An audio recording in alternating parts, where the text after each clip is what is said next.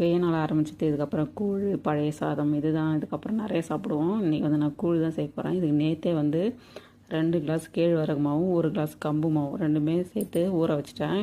இது ஒரு நாள் ஃபுல்லாக அப்படியே புளிக்க வச்சிடணும். இது நல்லா புளித்து வந்தோடனே தான் நம்ம கூழ் செய்யணும். இதுக்கு வந்து நான் ஒரு குண்டானில் 1/2 லிட்டர் தண்ணி ஊற்றிட்டு அது தண்ணி நல்லா கொச்சி வந்த உடனே இந்த மாவு ஊற்றி அப்படியே கிண்டணும். மாவு நல்லா புளிச்சு வந்துடுச்சு. இப்போ தண்ணி நல்லா கொதிக்குது. இந்த டைமில் அப்படியே மாவு ஊற்றிக்கணும். ஊற்றி இது நல்லா கிளறணும். அடி பிடிச்சிக்கும். அது அப்படியே கிளறினே இருக்கணும். இது அப்படியே திக்காகிடும். நல்லா கட்டியானோடனே இறக்கி வச்சு மூடி வச்சிட வேண்டியது தான். இது மாதிரி செஞ்சு வச்சிட்டா ஒரு 2-3 நாள் கூட ஃப்ரிட்ஜில் வச்சு நம்ம கொஞ்சம் கொஞ்சமாக எடுத்து கரைச்சி சாப்பிட்லாம். அவ்வளோதான், கூழ் ரெடி ஆகிடுச்சு. நம்ம மூடி எடுத்து வச்சிடலாம்.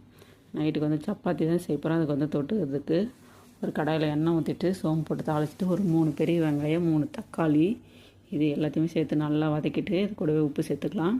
கூட மஞ்சத்தூள் காரத்தூள் இது எல்லாம் சேர்த்துட்டு தண்ணி ஊற்றி இது நல்லா கொதிக்க வச்சுக்கலாம். அது கிரேவி மாரி ஆகட்டும். இதுக்கு வந்து நான் பெரும்பயிறு தான் சேர்க்குறேன். இதுக்கு வந்து நாங்கள் பெரும்பயிறுன்னு சொல்லுவோம். இதுக்கு வந்து ராஜ்மான்னு சொல்கிறாங்க, அப்புறம் பட்டர் பீன்ஸுன்னு சொல்கிறாங்க. நாங்கள் வந்து பெரும்பயிறுன்னு தான் சொல்லுவோம். நீங்களாம் என்ன பேர் சொல்லுவீங்கன்னு சொல்லுங்கள். அப்படியே கிரேவி ரெடி ஆகிடுச்சு. இது கூடவே கரம் மசாலா கருவேப்பிலை கொத்தமல்லி எல்லாம் போட்டு இறக்கிட வேண்டியதுதான். இறக்கி வச்சுட்டு அதுக்கப்புறம் சப்பாத்தியுமே போட்டு கொடுத்துட்டேன். காலையிலே சாப்பாடு நிறையா வடித்து வச்சுட்டேன்.